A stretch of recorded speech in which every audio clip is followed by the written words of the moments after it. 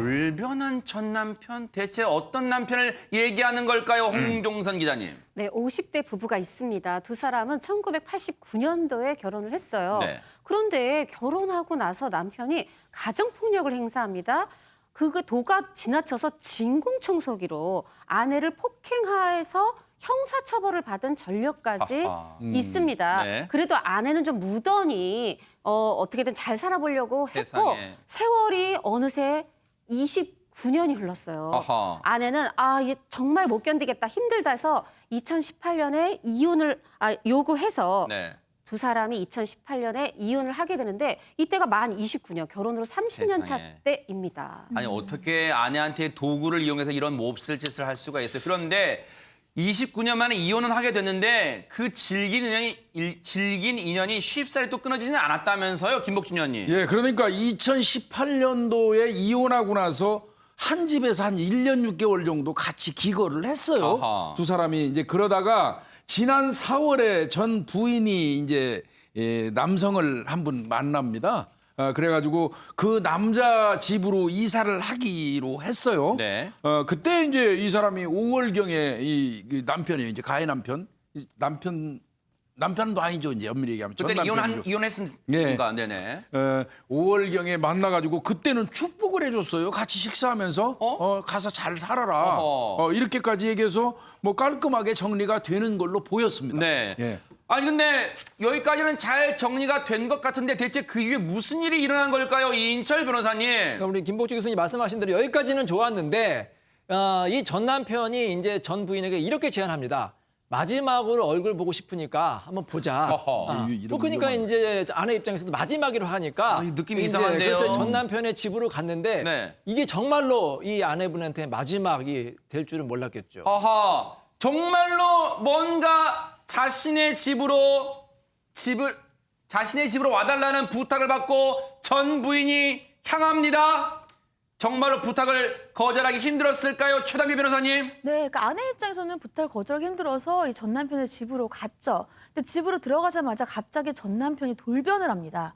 남자친구한테 가냐? 이렇게 얘기를 하면서 부엌에 있는 흉기를 들고 아내에게 달려들기 시작을 하는 거예요.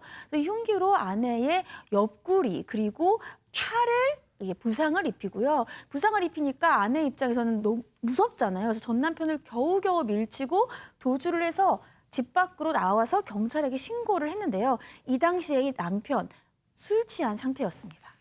천만다행입니다. 세상에 저렇게 갑자기 짐승으로 돌변한 전 남편에게서 벗어나서 천만다행인데 그런데 이 전 남편 그 이후에 범행 이후에 행동이 더 가관이었답니다. 김복준 의원님. 예, 그 전에 좀 하나 좀 말씀을 꼭 드려야 되겠어요. 네. 이 경우 같은 경우에는 남편이 이제 지금 같이 살 사람을 같이 만나고 식사했잖아요. 네.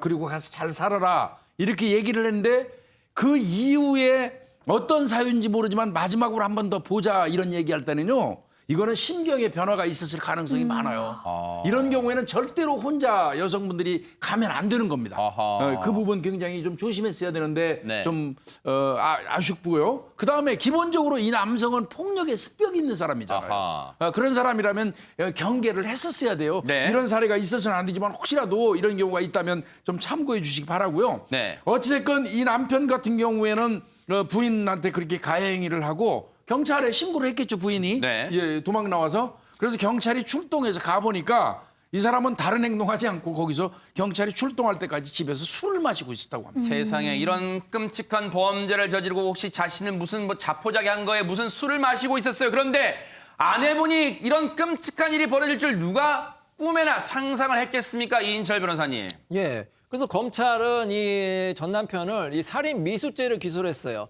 처음부터 악감정을 가진 거 아니냐. 그리고 계획적으로 집으로 부른 거 아닙니까? 더군다나 흉기를 휘둘렀기 때문에 네. 이 흉기를 휘둘러서 옆구리를 이제 공격한 건 당연히 이제 살인죄 고의가 있었다. 이렇게 살인죄를 기소를 했는데요. 네. 아까 이제 김복준 교수님께서 지적하신 게 굉장히 좋은 지적을 생각하고 제가 실제 아는 사건은요. 이 비슷한 사건이 있었거든요. 이혼 소송 중인데 이 이혼 소송이 너무 오래 걸리는 거예요. 너무 힘들어해서 이제 가정폭력 때문에 이혼을 신청했거든요.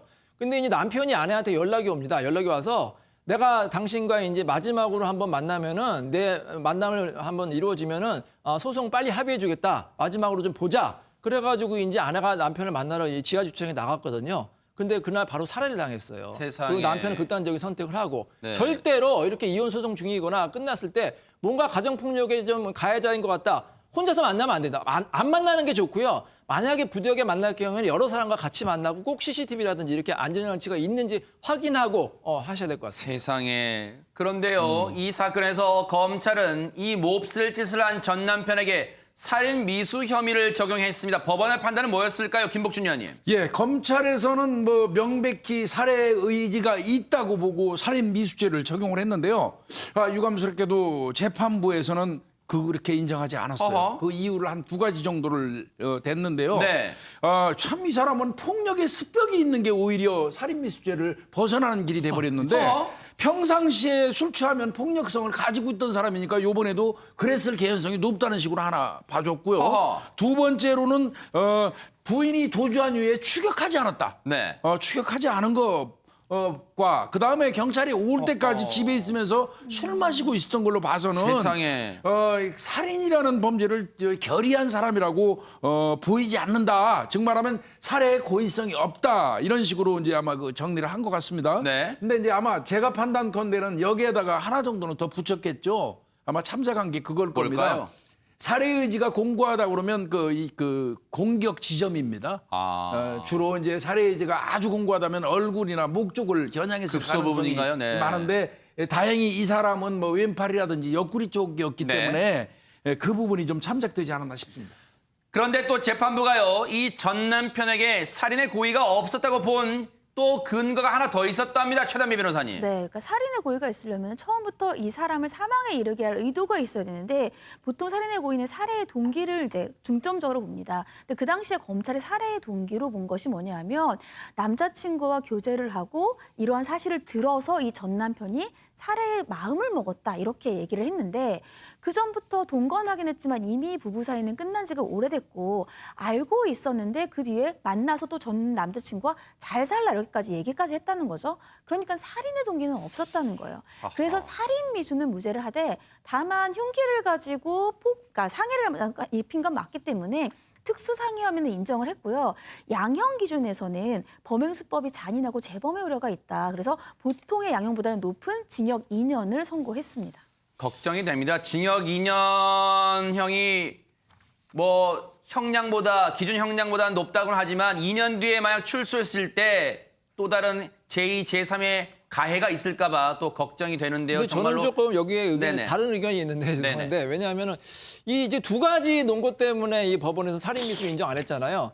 첫 번째는 술 때문에 그랬다. 근데 우리 형법에는 원인에 있어 자유로운 행위라고 해서요. 술 마셨을 때 폭력적인 성향이 있는 경우에 그 사람의 고의를 인정합니다. 술 마셨다고 더 이상 이제 봐주지 않거든요. 최근에 실무 태도도.